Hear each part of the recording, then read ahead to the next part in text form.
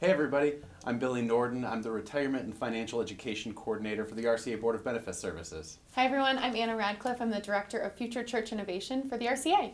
So this is called Jumpstart, where we're here to help you and your congregation get unstuck, wherever you might be feeling stuck. Throughout this video series, we'll offer stories, personal stories, and congregational stories of leaders who have gotten stuck and how they've gotten unstuck. We'll offer you research and data about current opportunities and current ways in which people are getting unstuck, and we have some grant opportunities to offer you. This is Jumpstart. Hey Billy. Hey. Here we go. Video series number 1. How did we get to be doing this? I don't know. Okay. We're crazy. They let us do it. We have some wonderful opportunities for the church, and that's why we decided to start it. Mm-hmm. I think one of the things that we have been sensing is there's been so many conversations with different pastors throughout the RCA, trying to figure out where are people, what resources are available, and how do we do ministry right now? Yeah, because so often we hear, well, what does the denominational staff even do for us? And yeah, it's a legit question, but there are things and there are resources, and sometimes the battle is just getting the word out about it. Yeah, totally. So that's why we're here, is to get the word out to you, but also to kind of help inform, here's some of why we're doing what we're doing, and these are the things that we're hearing. Yeah, and it's not like you and I are coming from a perspective where we have no idea what's going on in the ground, right? We've been there, you're there, my wife is a pastor in an RCA church. Like, this is very real stuff for us. Yeah, totally. So we decided to call this video series, or this series, Jumpstart. Why did we do that? All right, so if you think about jump starting a car, right? It's the moment where you're stuck, you're frustrated, and it kind of feels like everything's out of control a little bit. But then somebody comes along with the jump pack or the jumper cables, and the battery roars to life, and you realize, okay, I've got this. I can at least make it to the next step. And that's what we want to do. We want to help you figure out where you're feeling a little bit stuck, and not solve the problem, not tell you the destination, but give you some resources and some help so that you can get moving again. Yeah.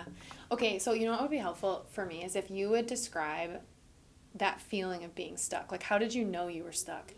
I mean, there are so many points in ministry where I felt stuck in the mud. But I remember early on, my wife Mara and I, we were co-pastoring in our church early on. The church is struggling financially. We need help, and we needed to elect a new treasurer. And we looked out in the congregation, and we didn't have anybody volunteering. We weren't even sure that anybody had the gifts or the skill set to do it. We didn't know if that was something we should hire. And I just remember feeling paralyzed. Like, I don't have the gifts for this. I don't know if anybody else does. What do we do? And so much of ministry is like that, where you're just not sure where to turn. Totally. Oh my gosh, totally. I just was recently going through this. I'm also a co-pastor with my spouse, and we church planted a church. And we recently were working through just this vision and mission and trying to help the church continue to live into who we have always been. But it's been 6 years. And after 6 years, there's sort of a new set of people. There's kind of these new competing voices. And everything in Church Planting 101 says you have to stay laser focused on the mission and vision. And our leadership team was telling us or inviting us to start thinking about things that are very important matters. They're issues that we have to talk about. But what we realized is that we overcompensated, and we started talking more about those things and less about how do we continue to live into this mission and vision? How do we start facilitating relationships and community around who we have always been? Why do you think you started over talking about that area? Because it felt like the right thing to do. Like, it just felt like this is an issue that is really, relevant in our community of the city. And it feels like we're looking at data, and data is telling us that this is something we need to decide. And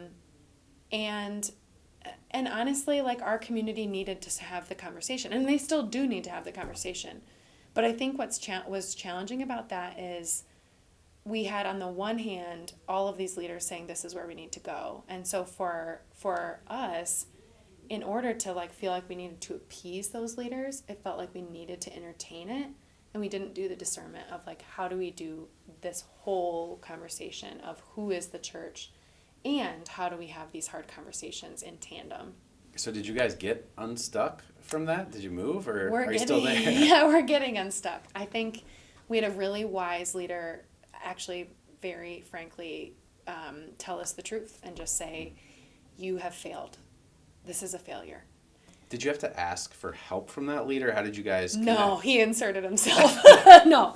And, that was great. Like, I do think that part of the unstuckness, I'm glad you asked this, is you have to have people who are on your team or in your board or however you're kind of governed who are willing to give you the hard truth even when you're not asking for it. Because I find that when I'm ready to ask for something like, how are we doing? I'm more ready to hear it. And sometimes those aren't when you need to hear it. Sometimes you're like in the thick of it and you're in the weeds and you're having financial crisis and you don't want to face that.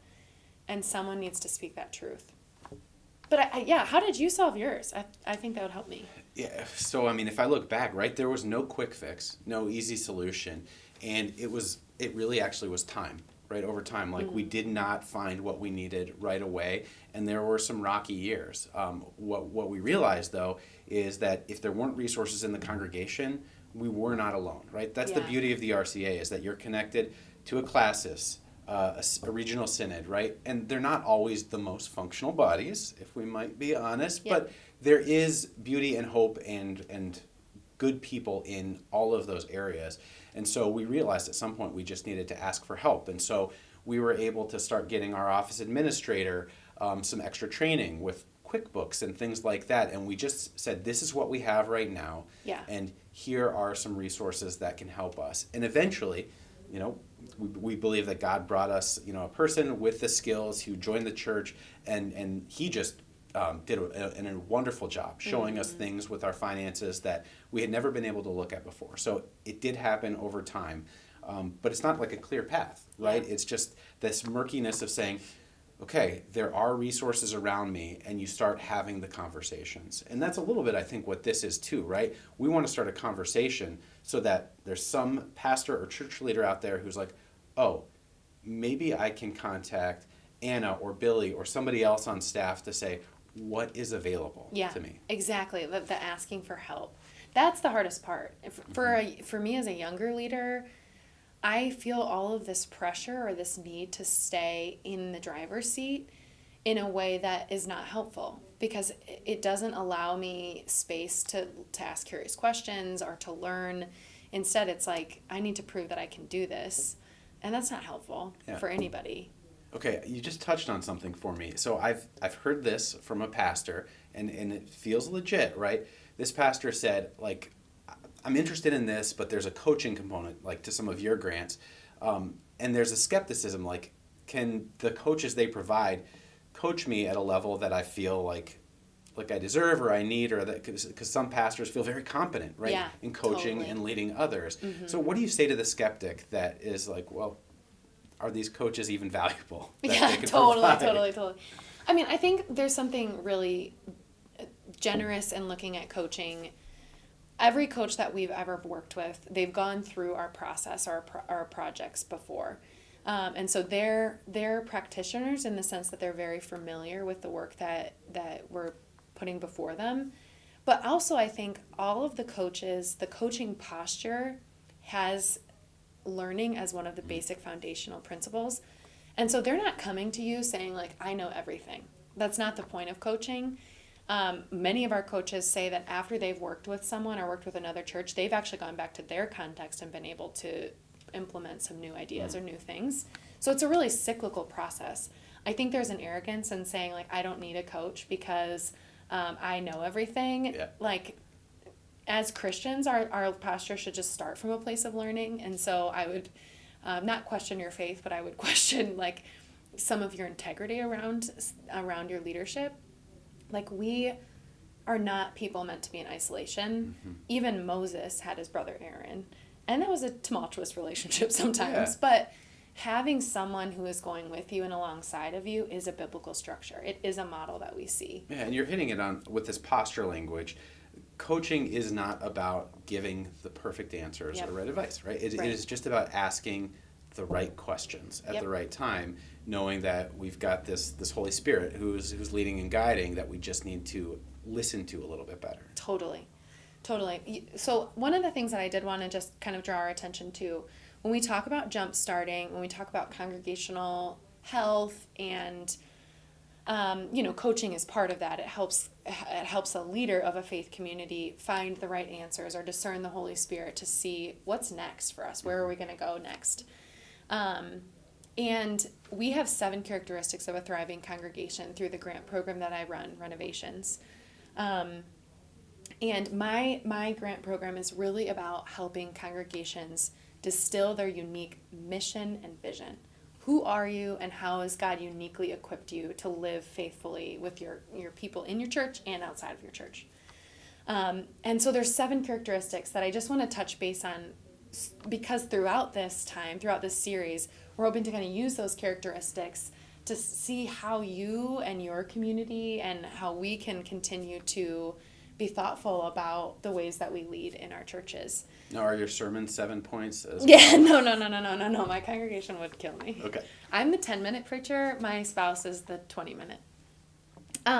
So one of those characters is leadership. That's one of the very most common ones.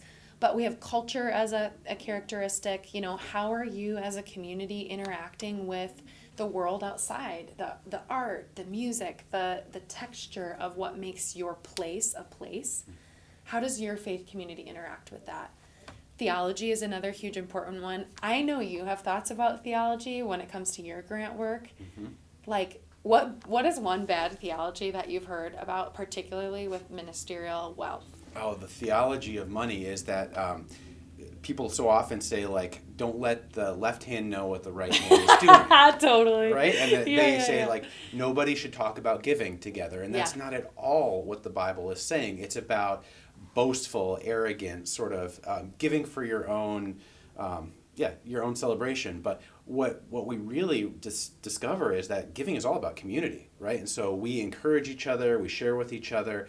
The most impact we can have is when we talk about money in a really faithful way. And Jesus talks about money a lot too. Yeah. So that's exactly it, right? It's taking these theologies that we've been given that we haven't really thought through, and then adopting something that is hopefully more faithful and actually, again, gets us unstuck. Yeah. Oh man, Billy and I have had many conversations about this, and I think the biggest piece of impact, I have been a recipient of some of the grants that you've offered, and the biggest piece of impact, there's financial planning involved. And your financial planner reached out to me actually literally the day that my husband and I were like, yeah, we need to do a financial check-in. We're spending a lot of money and we're not doing well. And again, like, that accountability is really important. And the other thing I think that's kind of been offered through this, I was raised in an environment where you really don't talk about money, like you were just saying, you don't. And we just kind of always assumed that things were going to work out. And in some spaces, it's like we pray that the money's going to come. And I think all of those can be fine, but they don't allow you the practice, and they don't give you the skills to start talking about money as a tool. And with every tool, they need to be sharpened. Yeah. With every muscle or every kind of workout that you do, you're breaking it down so that you can build it back stronger. My guess is that both of our initiatives and everything that surrounds them is really about formation. Yeah, right? Totally. I mean, it's about, like, building us up into the people that we're supposed to be. Right. Yeah, totally. I think you're so right. We need to start getting back into the rhythm of learning, and it's been such a hard season to do that, especially when you, in your own personal life, as congregations continue to see decline, you're starting to ask questions about vocation. Is this my call? Can this church make it?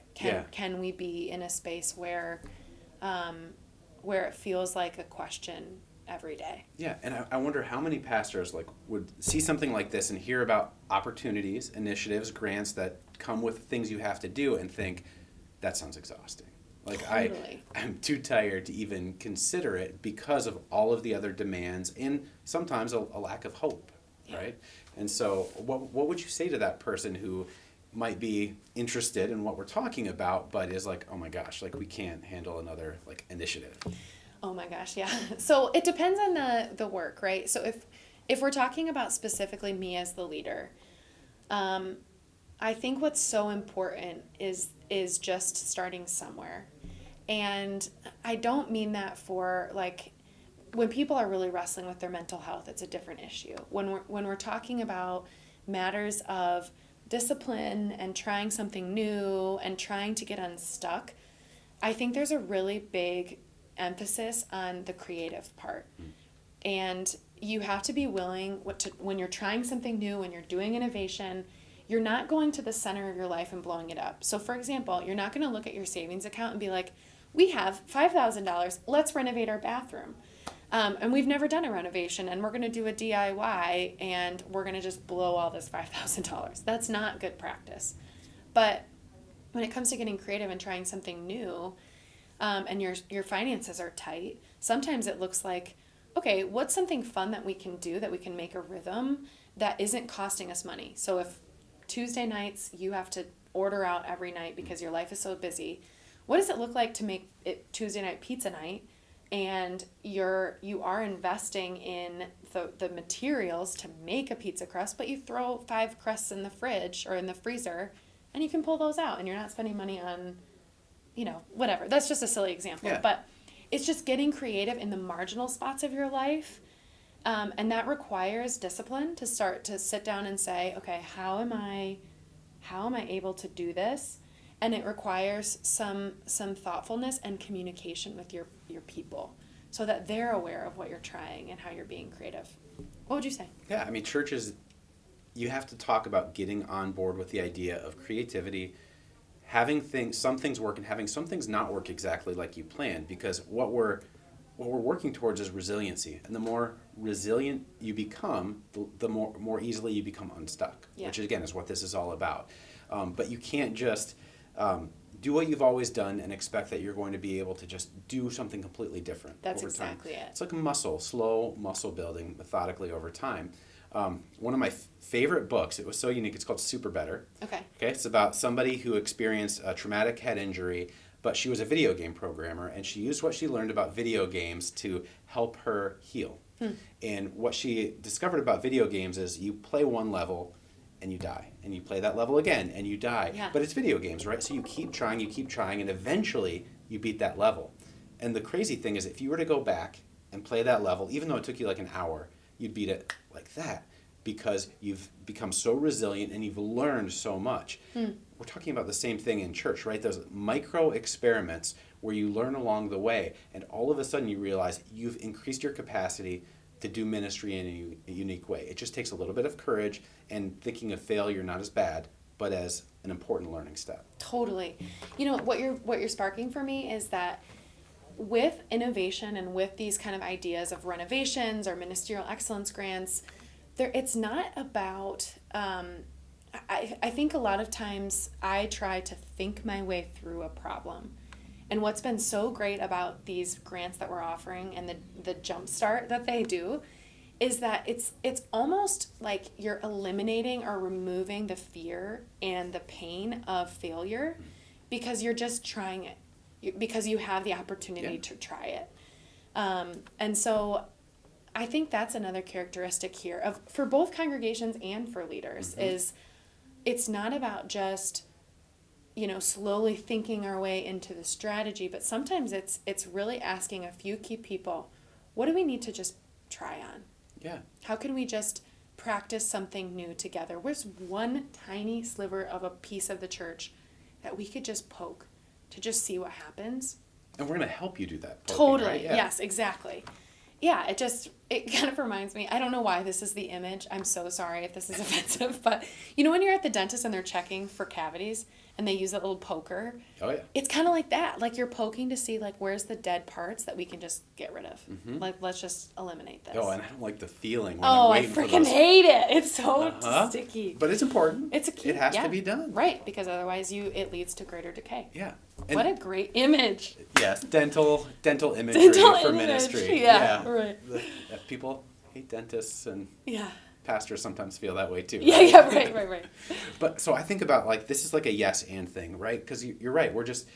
Most of these grants we're saying, here, access some funds immediately, and we want you to do some work with these funds. So like for our debt relief grants, right, we're going to go right after your debt and pay down a big chunk right away. And we want you to meet with a debt counselor so that this can be not just a quick fix that then recurs with a problem, but something that will hopefully put you on the trajectory for financial health, which then, of course, leads to thriving in ministry when you're not stressed about money all the time. Yeah. Oh my gosh, that's so true. Yeah, and with our grants, we're slowly starting to kind of think about other approaches. How can we take these 7 characteristics of thriving and distill them one opportunity at a time? But for the most part, what we've seen is congregations that have gone through and started to assess the 7 characteristics within their context, it's given them language to say, oh yeah, we are very good at being hospitable in our community. We're super welcoming, but we're not very good at getting to the real heart and pulse of why we're hospitable. Our theology is a little half-baked. And what they're able to do then is start to apply some of those things. We'll talk a little bit on our next series episode about leadership, and just kind of a little preview. One of the leaders that has gone through it, he said to us, like, I thought I was developing leaders until I realized there was no one leading alongside of me. And that kind of also leads into some of that personal theology and how, as the leader of the congregation, you're not raising up leaders. You're not training leaders if you are just doing everything yourself. Yeah. And assuming that the people who are in your community are doing it with you doesn't work. And I know that this is nothing new, right? To anybody who's watching it, right? This is what we're told from little babies in seminary or wherever we did our training, is that you need to, equip leaders to do the work. But in reality, like, it's so hard. How hard it is. It's so hard. Because people are so tapped out and so busy, and they're just trying to, like, do their best to stay connected, even at a minimal area. So, like, it is an area I have felt personally, like, I need help learning how to do this well. We'll talk about training because it stinks. It's so hard. So I think there's a grant opportunity that you just rolled out. Yeah, we rolled out 2. One is one that you might have heard about, the Clergy Revitalization Grant. So mini sabbaticals for pastors who can't take sabbaticals otherwise, and we give a little bit of resources to support that. But the fun one that we just created is called the Retirement Party Grant. It's festive, it's fun. We want people to actually, at best, enjoy their retirement, or at the very least, be able to retire and know that they'll be able to put food on the table and heat their homes.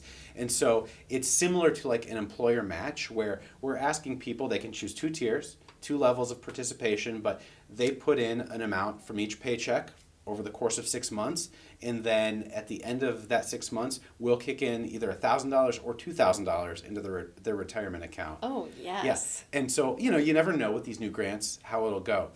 We released them last week, and we've got 19 ministers already ready to party. They're like, this is a no-brainer. So we know that it's a big commitment for those 6 months, but I mean, it's a fantastic investment in yourself. Yeah. And this sounds like it's just like, oh, this is just a thing for ministers, but trust me, if your minister starts to feel like they are on solid footing financially, like they are just going to serve with so much more of a sense of peace and leadership. I think I need to look at the retirement party. Yeah, you do. We're going to party. You are eligible. Sweet. Well, thanks for joining us in this series. Hopefully you start to get a feel, Billy and I are starting to get a feel of what this looks like.